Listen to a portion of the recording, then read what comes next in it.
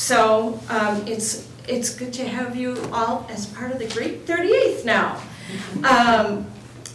One thing that I have prided myself on, and I'm saying this just because you're new to my legislative district, is being accessible and approachable to constituents. So I've been at some events here and tried to be around the community, talk to some businesses, but come up and say hello, contact the office anytime. That's what I'm here for. Even if you don't agree with me on issues, I want to hear from you because, most state issues you have don't have a D or an R after them. They're a state issue. And we are honored to help constituents, and we love doing that. So, that being said, tonight's listening session, the purpose is that the state budget is up, the biennial budget. So I'm going to walk through the process a little bit, and then I want to hear from all of you.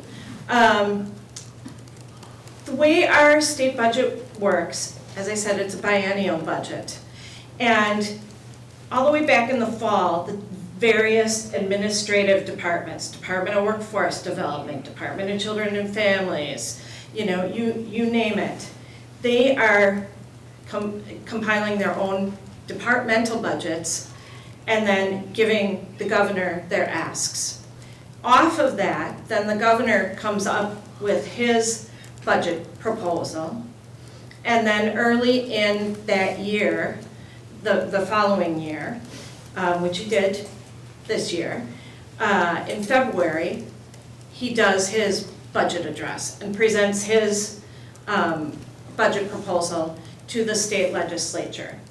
From there, it goes to the state Joint Finance Committee, and they take a look at it. And right now, where we are in the budget process is they are hearing testimony from each of the departments that are seeking their budget funding and kind of going, okay, why are you asking for this? What do you need on that?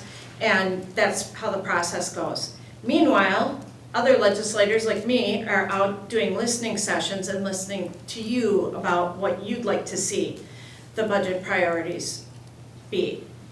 From that point, what we do is the Joint Finance Committee pretty much compiles everything they've heard from around the state, which you may have seen, they're starting their road show in 4 different spots in the state. And we try to come together on a budget proposal that everyone can come to an agreement on and the governor will hopefully sign. The goal is really to have a signed budget by this summer, and then from that point, we go forward. If a budget doesn't pass, Wisconsin is not like the federal government where everything shuts down. What happens is things continue at their previous funding levels until we do get a budget passed. So we are highly motivated to get that budget process done because there are essential things in the state that need to be taken care of. The largest portion of which is our public schools. 46% of our state budget just goes to public education in this state. So that being said, we know there are needs. Things have obviously changed since the last budget and with the COVID craziness we went through. And we will need to pivot and make some changes accordingly. So, that being said, I want to hear from each of you on what you would like to see. So, I know I had 2 people fill out slips. I do hope others will fill out slips and share their thoughts so we can stay in touch with you. Tama and Ron Griffin? Yeah. Mm-hmm. So I'm all ears. I'm Alderman for City of Waterloo here. Okay. And all our departments, they keep coming up, they got bigger budgets, you know, price of fuel and everything else going up. Right. We keep getting less money to work with. You know, we need something more. And thanks for bringing that up, and thanks for your service, Ron. I think that our local officials really are public servants that deserve the greatest applause, because I think you really have the screws put to you. That being said, I've talked to the mayor, and I hear what you're saying. I've been advocating really in my own caucus over beyond the last year to increase shared revenue to our communities. And that has been heard loud and clear. I had another colleague from upstate kind of email all of us at one point and say, has anyone mentioned shared revenue to you? And I'm thinking, what took your community so long? Because again, costs are increasing, and the funding has been static. So there are plans to increase shared revenue. How we're going to do it and what it's going to look like is the challenge right now. It's doing a lot of listening and just kind of looking at different ideas. One person may say, oh, I think this is the best way to solve it, and another is like, hey, I have this great idea. But one thing that I'm fond of right now is a bifurcated increase in shared revenue. So that would mean increase in shared revenue to your general funding in the city here, but then also perhaps looking at maybe separate segregated funding for our fire and EMS services, because that's something I've been hearing everywhere. And it's to a desperation point, I think, everywhere in the state. So there's hope, I guess I would say. I feel very encouraged about this budget. And I also have to say, this is my third term serving. I would say the spirit of cooperation is much greater this session than I've ever seen. So that makes me hopeful. One other thing, you said 46% of your budget is public schools? Yes, public education, yeah. Then why are they asking for $700,000 to $900,000 every year? You talking our local school, you mean? Yeah. Local communities around here, I mean, they're all asking for enormous money again. Yeah. So can I ask a question, Barb, based on that? Yeah, So absolutely. The comments that we've had at different sessions that I've been in over the last 4 years and conversations we have, I have a lot of council members that are here, the state aid doesn't keep up with inflation. So I'm sure that's not something, I mean, you've heard this before. So we're not continuing that increase. So if the schools aren't getting the increase and the municipalities aren't getting that increase, where's the hiccup? And at some point I'm going to ask you about the surplus too. So and I'll have an answer for that when we get to that. So as far as school funding goes, we increase funding to the schools every budget. The only time where we haven't done a typical increasing of funding in the budget was when the federal COVID relief dollars came. So the COVID relief dollars, or ESSER funds, took that place. We in the legislature know that we have to replace that and really use that as our base. So that's the way the state budget is also done, is we start from where we left off last period, and that's considered base. So it always increases.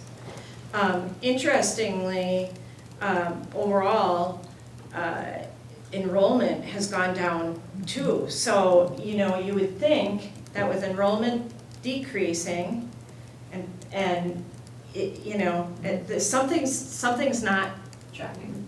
working here. So those are the challenges right now, but we're hoping to make schools whole. I tell my public schools that I represent, you'll get more funding. I just can't tell you what that amount is gonna be at this point. And again, to me, when we bring a budget forward, I'm gonna be voting for it, because the longer we delay that process, the longer it's gonna take for you to get that money and to have that makeup amount that you need to bridge that gap. Now, one thing that's really separate, I would say, from public education funding that was covered in those COVID relief dollars is mental health. And I agree with the governor. He declared this the year of mental health. I couldn't agree with him more. I am vice chair of the Assembly Committee on Mental Health and Substance Abuse Prevention, and it's a subject that's close to my heart. We now have to figure out, okay, what are we gonna do about mental health funding apart from the things that we've done with those ESSER funds? Because a lot of the COVID relief money went to things like that. That's what it was earmarked for. So those are the challenges that are still being worked out detail-wise. And that, I would say, is separate from your actual per pupil funding. So is it mental health in the schools? Is that? So that's an interesting debate taking place right now. Some are like, well, I want the schools to just educate. Let's bring, I have communities here in the 38th that bring outside mental health professionals into the school. That's a great model. But there are others who are like, no, we want to hire mental health staff. Well, the challenge is, what do you do if you have a community that doesn't have mental health professionals in the area? That's the conundrum. So those are the debates we're still having behind closed doors, if that makes any sense to you. All right. Okay. May I add something to it? Yes. Okay, thank you. Thank you for visiting, by the You way. bet. So, I think your listening sessions are great. So, I'm a former school teacher, and as you know, there's referenda coming up all over. But I think some people do not realize that the state aid is based on attendance, enrollment. And the enrollment in Waterloo Public Schools is down. So therefore, they need money. So that's one point. We have to keep improving our school system. And I think they're trying very hard. Another point I'd like to bring up is I've read about, there's a surplus of funds.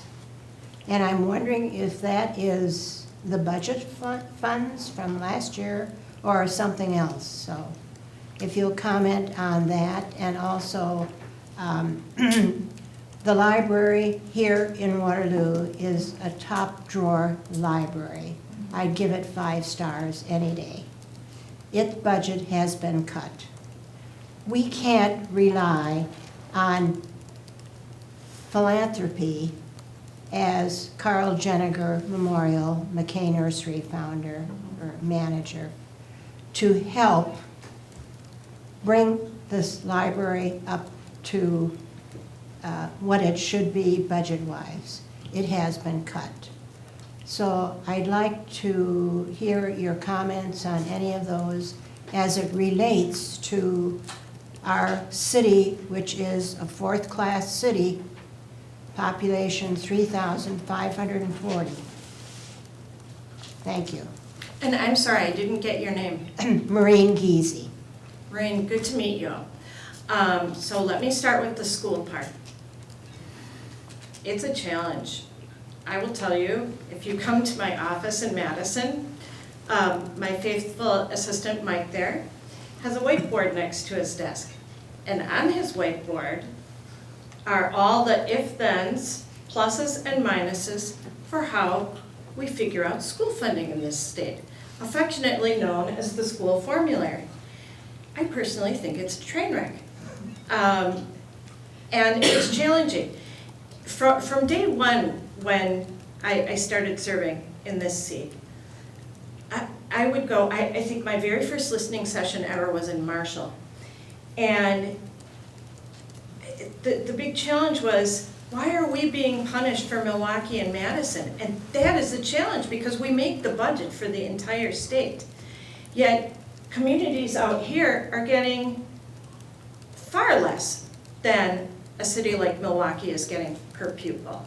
And I would hazard to say you're getting better results than they are with your students.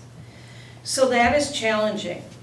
And I will tell you, I have poked that box and tried to say, hey, is there any appetite for changing our public school formulary? And that is like, oh, you don't dare touch that, which I find really disappointing. You know, I mean, I think it should be a set amount for our kids and to meet the need.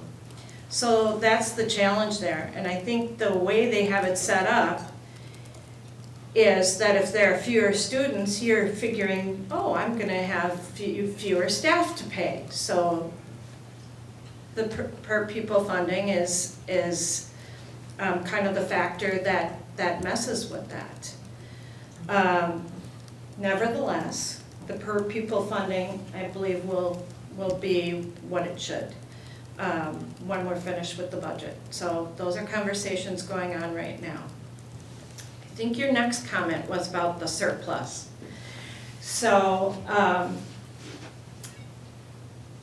I will say that in the media and everywhere, you've heard again and again, there's this enormous surplus. And it's not as big as what is being said. Where it came from, some of it was how the fiscal responsibility we showed during COVID by not just increasing spending everywhere to kind of see where we were at. The challenge with some of these monies is that they're one-time monies. So if you go ahead and continue to spend at a certain level, then all of a sudden, what do? We're not the federal government. We don't print money in the state. You have to have a balanced budget. So that's the challenge. That being said, the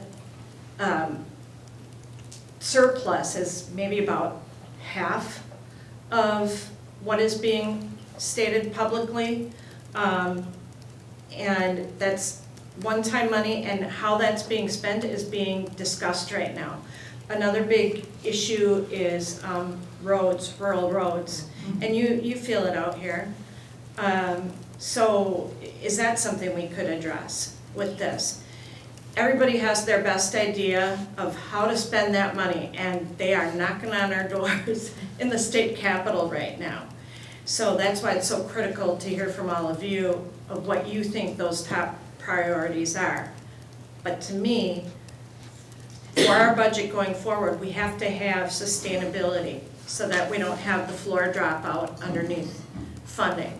And you know, obviously if you're city council members here, you're aware of that, you know. My finance team is aware. Well, there you go. You understand then. Finally, the library, that is something that would be funded through, you know, your shared revenue to the city. We also, you know, the public libraries are handled through the Department of Public Instruction. I will tell you, I'm a friend to the libraries and the librarians, and proud of that. I think literacy is critical in our state. That being said, that model is kind of changing over time, and we're having to see more philanthropy and involvement in communities coming together on libraries, because we're at this bifurcated point in history where so much is going digital now. So that makes things really interesting. Further, I mean, the rate at which publications are coming out now, because things are digital, makes it really challenging for libraries. So things like our Bridges library systems in the state and other community cooperatives throughout the state have been really critical in helping our libraries. And I love talking to our librarians when they come to the Capitol, and they are always welcome in my office. So that's about what I have to say as far as my influence on libraries, if you will. Okay, we have, do you know? Don and Jim. Oh, okay, I'm sorry. Don and Janae. Oh, okay, did you have a question, just your information? We were told to fill out the form, so we did. Didn't know there would be a quiz. Move to the head of the class. Very good.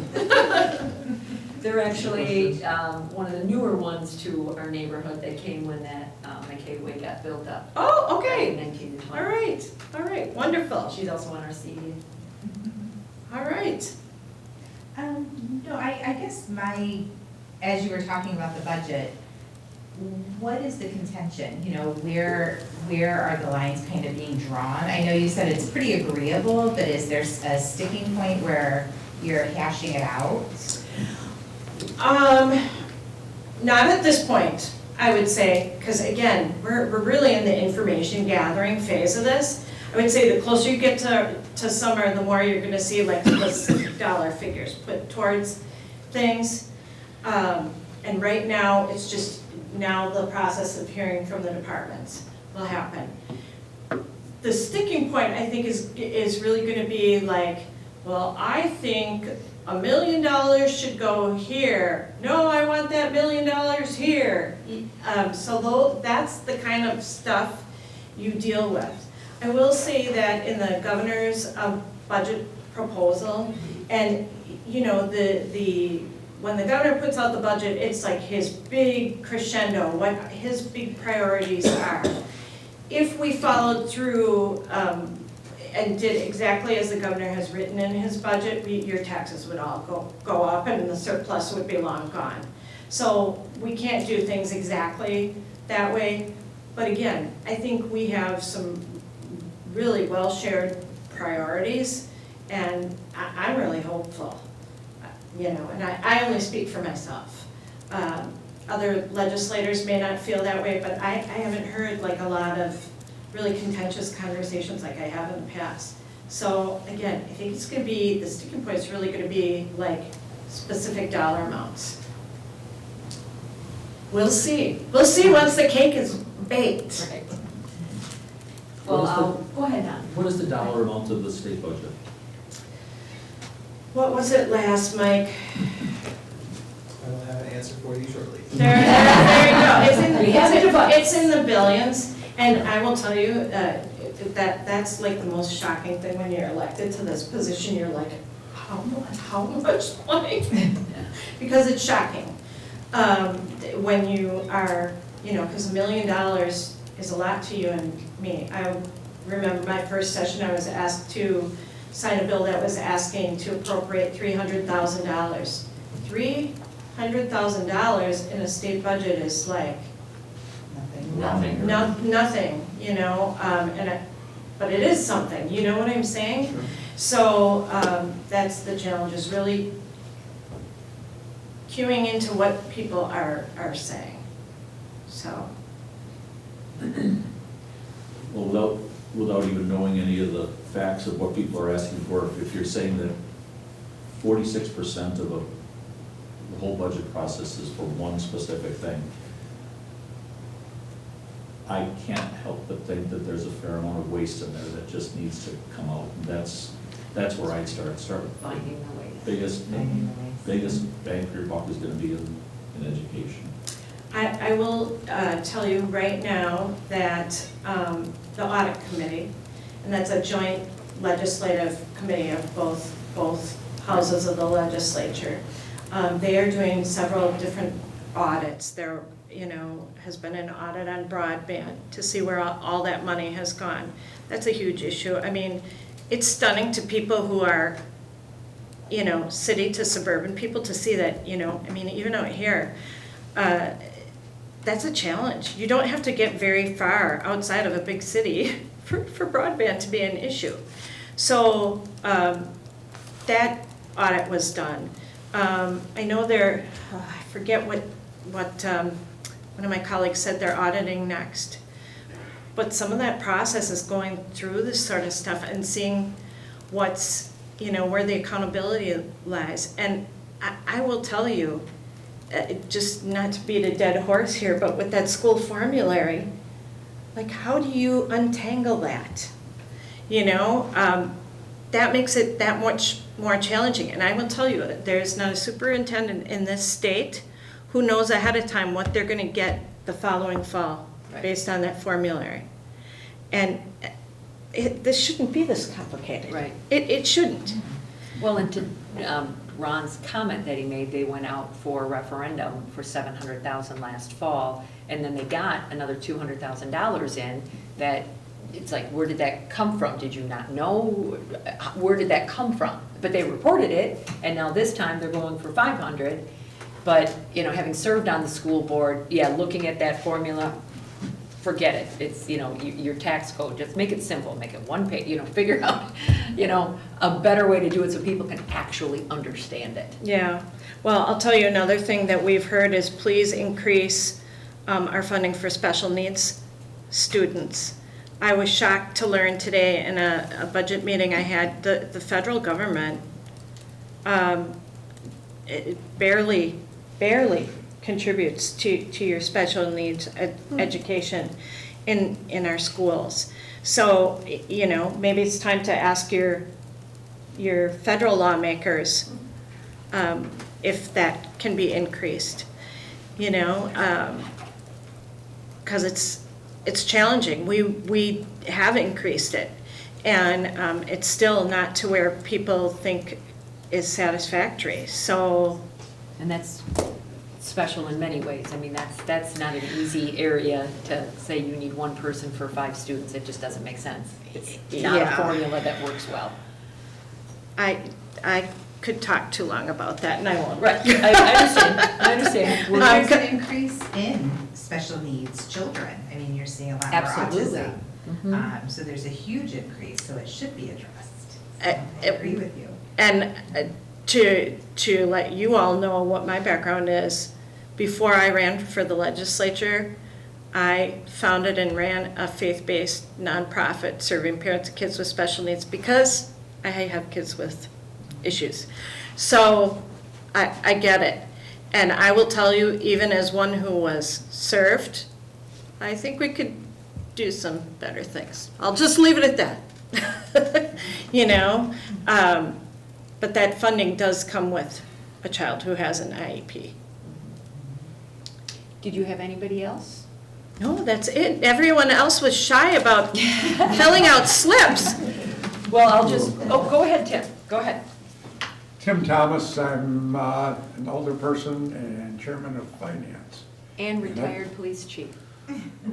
Lots of different things. Hey. Just a number of different things. Where do you see shared revenue going? We see it going down. We've seen budget constraints totally restricting what we're able to do in the community. Right. Waterloo has not seen until just recently any growth. I mean, 2-3 houses, but yet inflation eats into our budgets. And that's exactly what I said to Ron. I have fought for an increase, and you're going to see an increase in shared revenue. How about the change in the budget constraints? How much, I don't know. I don't know that, I haven't seen anyone talking about relieving like the levy cap and so forth. I think there's concern about doing that. But to me, it's like, okay, if you're not gonna remove the levy cap, then again, that's why I'm a fan of increasing your shared revenue, but then also doing something separate for your emergency services. Because you can't give all the shared revenue to just one spot. And we know that's a spot of your budgets that's really hurting. So, I will be eager to see what that looks like when we're finished. Still huge discussions, We know it's gonna go up. What it's gonna look like, I can't say yet. But I hear you loud and clear on it. And what do you do? I mean, again, you are constrained even in this, economy. You cut budgets. That's what ends up Yeah, doing. exactly, And inflation exactly. is- You Inflation start takes cutting away. services Yep. that are important to Yep. everyone. Yep, And it gets to be extremely difficult to come up with a budget annually. Charlie, we've been at this for 3 years, 4 years now, and Charlie's also a retired fire chief. it gets to be quite an issue. What about state aids for highway? We're looking Repeating at, everything I already talked to her about, but that's fantastic. Okay, well, I love it. we're looking at the state redoing Highway 19, Highway 89, Yeah. and See? in the next several years, and those are $1 million plus projects, because we've also got infrastructure, sewer and water that are gonna be involved Right. in this. right. We've got a number of roads within the community That won't be able to get touched. that won't be touched, that have been slated for completely reconstruction. We just got into that, probably, 3 years, 4 years ago? Yep. So some of these roads are in bad shape. And it's not just here, it's the townships are facing the same. Townships have the same scenario where the state aid isn't keeping up, and we have joint roads that we're dealing with, and we're picking up the bigger costs than they can, because they too don't have much in revenue. And yet the state keeps reducing that money. With the budget constraints, how are we supposed to Right. maintain what we have? Right. Yep, Especially with the DOT, and that was a conversation I was having with her, is that with those two big projects coming in, that completely blows our 5-year plan out of the water, because now we can't do anything with the other roads, and we're at their mercy when they say it's coming, it's coming. I mean, we have some flexibility, but not much. right. So then you have to fix everything, so we have to put all our money in that bucket, now we have no money for these other buckets. So Right. the surplus would be nice to, one-time benefits to some of these things that Right. it isn't something that has to be recurring, it's a one-time and you're done, you don't have to fill that bucket back up. You know what I'm saying, just from a surplus standpoint, is to And figure out those- how. Those are the ideas, I'm sorry, I No, that's didn't mean okay. to That's interrupt okay. you, Jenny. Those are the ideas I take back to the Joint Finance Committee and go, okay, here's where we go with that. And also, I was talking to Jenny about the whole notion of, and Waterloo would qualify for this, is rural road funding. Where, because it's really the rural communities that are having a particularly awful time about it. And the farmers this afternoon from the Farm Bureau talking to me and talking about what a pickle they're in with the heavy equipment and having drivable roads even. So Country roads, yeah. I hear you loud and clear on that, and that's definitely something I will be your voice for, so. Well, and the conversations we have every budget season is how do we fund, in the top three, and I say this is nothing new, fire, EMS, and DPW. If you don't have the safety and Yeah. the ability for people to, if you don't get your garbage picked up, holy cow, do you hear about that? So there are things that you have to do, but, we're being creative in the fire department, trying to figure out how we can get them more money.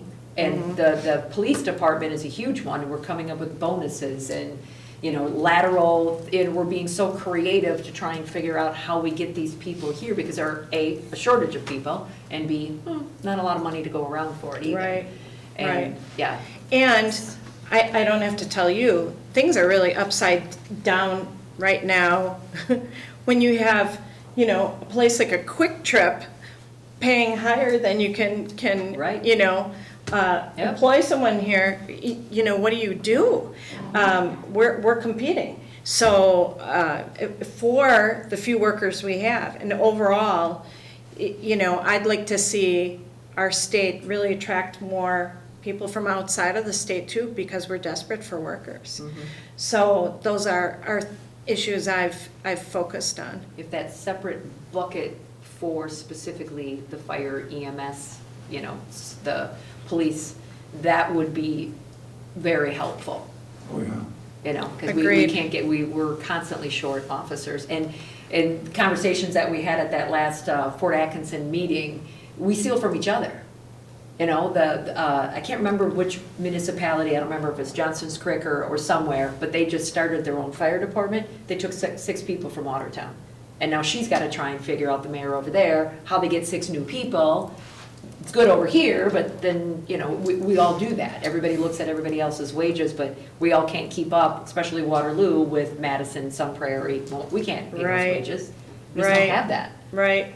The other thing you may have heard thrown out there in discussion is consolidation. Yes, yep. And Yep. I'm just going to be blunt as a train wreck on this. I've watched the communities in my district. Y'all have consolidated the best you can, you know? So to me, I just don't think that is, The 100% the answer. no.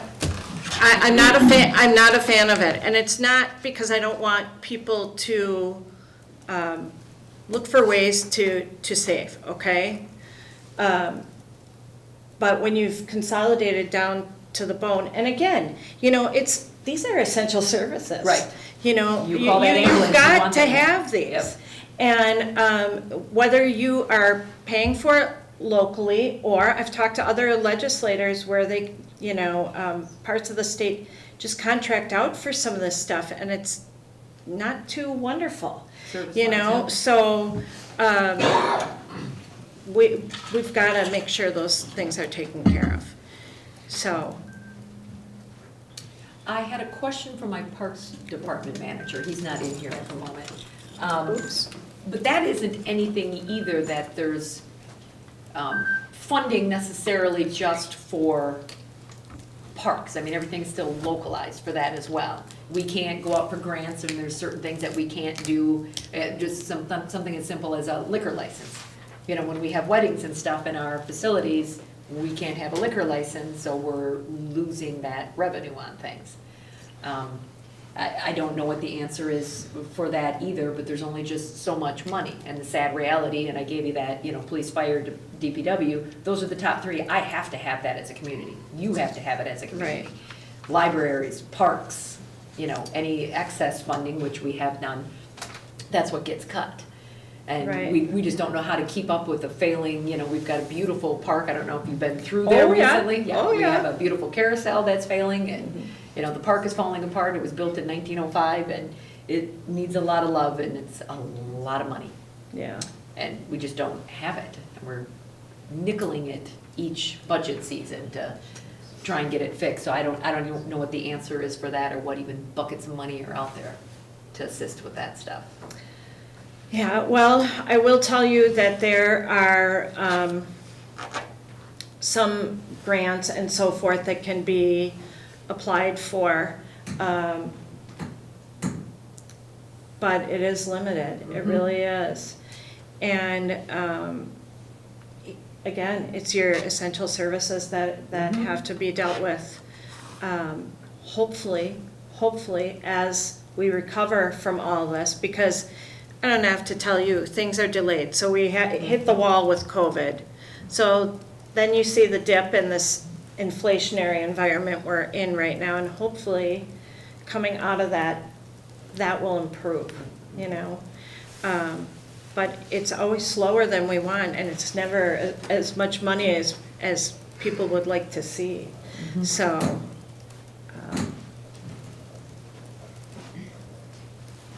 If I may, as we all know, everything is data-driven.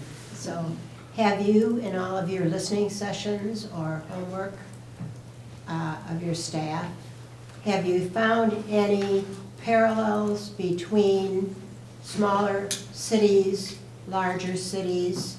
Are there any common concerns that you've heard of regarding budgeting, other than the shared budget issue? I haven't. I mean, the shared budget issue really is the number one thing I have heard that is in common. Now, you get, and this is what makes this so complicated, you get a city like Milwaukee that is thrown into this whole state budget, and they are in trouble with their pension. So then what do you do with that in budgeting? That enters into the mix on all of this. But for the communities I represent, you know, to me, it's like, you are my number one priority. Milwaukee's off there. I'm your voice in Madison. And so working for that increase in shared revenue and that's why I've been working on it before it even came up this budget cycle, because I've seen the need for it in our communities. So that's really the commonality. It really is. And the emergency services. So I would say those are the top issues. Yeah, that's what I've heard at Thank all you. my conferences and meetings with other mayors and communities, it's the same thing. You know, in a sense, you don't want your training to necessarily change, I mean, because you want the best of the best to be there to help you when you call. But at the same time, that is the very common thing, and Charlie can attest to that, because he used to be on it. When Perry Printing was here, we had, you know, a plant of 3 shifts, and it was an endless supply of volunteers. Well, we're also in a sue-happy world, so people don't necessarily want to volunteer as much as they Right. used to. And the amount of training, you know, you have a full-time job, then you have to train, you know, twice a week or once a week or whatever the case is, that people that they're burnt out. So if you don't have that full-time person that can get the training during the day, during the job, you know, you're just having a harder time filling those positions. You're spot on. And what I would say is, you know, that whole model of delivery for fire and EMS has changed. So now, I don't know, do you know James Small, Charlie? Okay, so he lives in the 38th, so we have a good ally on our side. And I pick his brain on this issue. We talk about it quite a bit. He is now with the Office of Rural Development? Rural Health, sorry. Anyway, you know, we've talked about this issue as well, and so nobody just volunteers. I mean, even if you're a volunteer, you're paid. Right. And then the whole training issue comes into play, and how often you're getting called comes into play. I'm sure you have all seen what is happening with Lake Mills. Yes. And that has been a big conundrum. I'll fill you in. The city of Lake Mills, you know, has decided they are going to contract out now for EMS and not have their own EMS, which leaves surrounding the town of Waterloo, Yep. you know, and other communities, the town of Lake Mills, without their EMS. So now they've got to figure out what they're doing. And I asked James, I'm like, what? I always thought that, you know, fire and EMS were always together. And I'm like, when did they become separate? And he can date that back to the early 70s when there was some sort of federal funding that really inspired that separation. But I will tell you, I sat at a meeting at the town hall in the town of Lake Mills and what they were going to do about it. And one of the county officials pulled me aside and said, I think we're going to have to like create a grid system in the county and just have, okay, this is this region, this is that region, this is that region. I don't know, you know, what that will look like, but it's definitely something we're still concentrating on.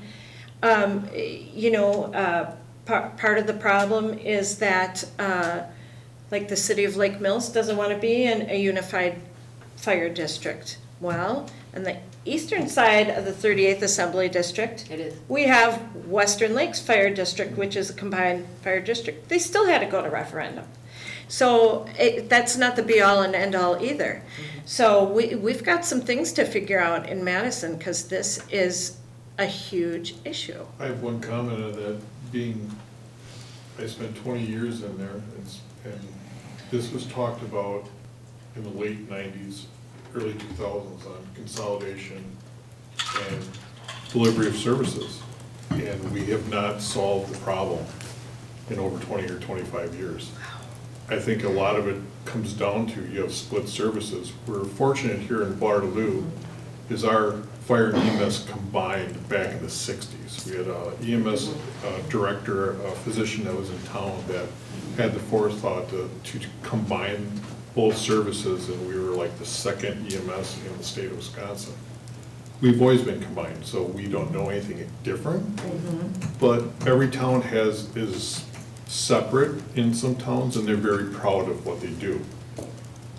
Those things are gonna be very difficult to do unless the leadership is gonna come from either the county, regional, or state level. I don't think locally you're gonna solve that. I really don't. Marshall, for example, is split. Yep. They've been having Oh, issues, yeah. they've come to us a couple of different times, they didn't understand what Charlie just said, that, you know, our Passionate. fire and EMS, yeah, Very passionate. yeah, oh, yeah. Yeah, and then you get people like you're talking about, it's a pride issue, it's a hill to die on, like, Yes, you it know? is. Like, We know. I'm third generation, you know, and while you wanna be respectful of that, for people, you don't wanna minimize that, but how do we solve this together? And so you're right, it's challenging. And now like for myself, I'm on finance here, so I'm working with budgets now, and I'm not on the fire side anymore, but now I see both sides of it. And it's even more difficult to look in that crystal ball and know what's gonna happen. We all know, public safety has to be number one, Yeah. no matter what. And how do you fund that along with all these other things are very difficult. And hopefully, there's some leadership that comes from the state level, hopefully, because I think that's what it's gonna take. It's gonna have to take a grassroots push from the state to try to come up with a plan that everyone can rally And it around. benefits everyone. Well, You know? and it's gonna have to be someone who doesn't mind getting yelled at, because people are gonna yell. It's- You know, I mean, there's just no easy way around it. I will tell you, I have at least one colleague who, Princhinsky, who's a first responder.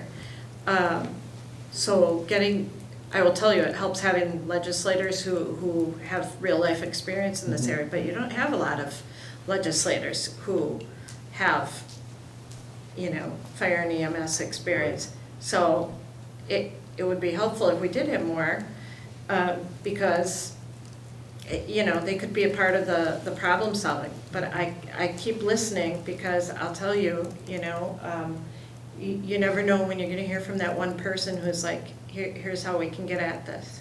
Mhm. So.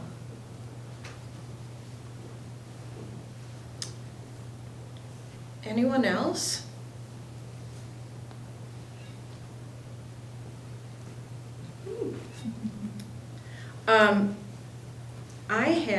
I know we had sign-in slips, which we wanted you to sign, but please feel free to take my business card, everyone. And I do a Friday afternoon e-update, and it just is basically a summary of everything we've been working on during the week. And that gives me the ability to update a lot of people on, you know, here's where we made progress, here's who I was talking to, here's the bills we're hearing now, all those sorts of things. And please, reach out. I'm happy to come talk. I come and have a cup of coffee with people all the time. I have to laugh this morning that I was on a panel talking to the dentists in Madison. And they asked, you know, what would you recommend for advocacy? And I'm like, we're people just like you, just, you know, reach out and talk to people, because you're our boss. You know, I mean, we're here for you. So, and I love meeting with constituents, even if, you know, gets a little heated. I'm all ears. I'm a big girl. Everything stays calm here, calm. Always calm. I'm a mother, so I'm used to getting yelled at, right?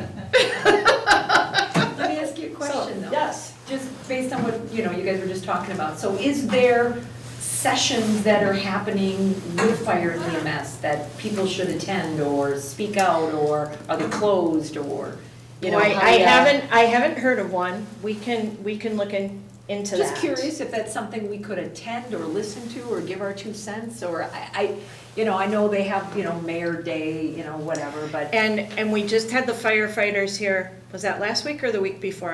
I'm sorry. So yes, had plenty around the table and from all different parts of the district, which I appreciate because, you know. Was that something you No, pushed, no, or that's how- their day at the Capitol. And Okay, different so it groups will already have their happened. day at the Capitol. And I knew that, and I guess maybe that's what I was trying to get at. Did we already miss that? I don't know. You did with what you did with the firefighters Okay. or was it was fire and EMS. Fire It was like and they've That- come with like a consolidated group of all different Okay, organizations. so they that- kind of put it together. Right. Got it, okay. So they came, and then I'll tell you, like, we had Wisconsin School Board, you know, Yep, WASB. WASB, yep. Came and I did a little huddle with them. Yep. You know, when we were on the floor of the assembly last week, I kind of tapped out and kind of chatted with them quickly about priorities and where we're at. But, you know, I'm always happy to have longer conversations with people or talk about what's eating you. Lots right now. Everything's too expensive and takes too long. I mean, just ambulances, we ordered one earlier, so many months ago, and it'll be here in 25. It's like, really? Yeah. Yeah. I think we finally got our car for the police department, didn't we? Yes, we did. Yeah. We're still waiting for equipment. There you go. There you go. We got it, but can't use it. We need the equipment. Oh, gosh. Yeah. Yeah, It's the frustrating. lead time is ridiculous on everything, so that, It is, And it's in the budgets, too. people should know that the supply chain issue is still not fixed. Mhm. You know, I mean, some people think it is, it's not, oh no, we know, we know, so, yeah. yeah. Our sewer plant, we're doing a $20 million sewer plant. We did get a $4 million, was that a USDA grant? Rural development. Rural development, so we got it, but that got moved out another year too because we can't get the parts. I would like to say you're the only municipality I in know. my district going through this, but you are not, so, I know, sadly. so I hear you. Yeah. It's frustrating, so. All right. All right, Anything else? Thank you. Absolutely, Thank and it's you very great much meeting for all of you. The other thing is, we do have the regional listening sessions. I know it kicks off next week in Waukesha. I will be at that one. What's the other one in the southern tier of the? So regional is different than So local that regionals, you're like doing you right have now? joint finance committee, not Okay. you know, Got it. like the real people who. Yep. who do, you know, start counting the numbers. What's the other one, Mike? That's for. Looking it up now. They have a device. You're not going. We got good Wi-Fi. Sorry, we put a map out and I don't have it memorized. So I know one's up north in Minocqua, so if anyone wants to take a trip to Minocqua. Yeah, I know they're in various places. Yeah, so they're doing 4 this time, so.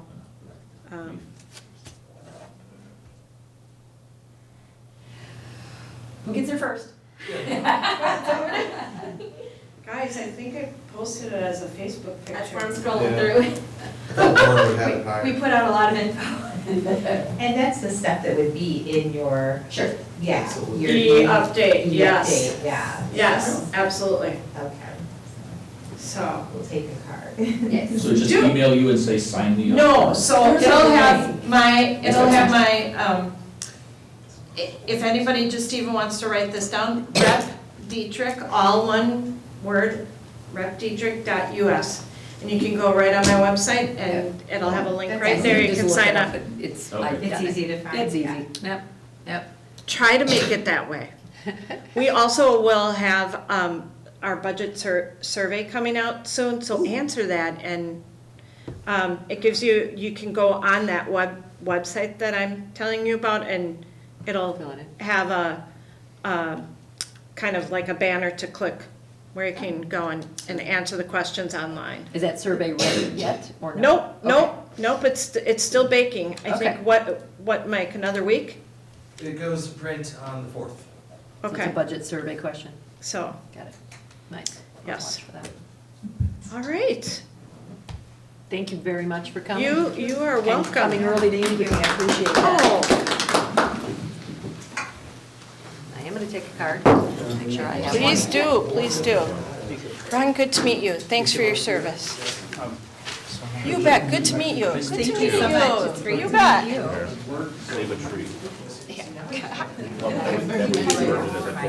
There you go. Don't get mad at me, throw some darts at it.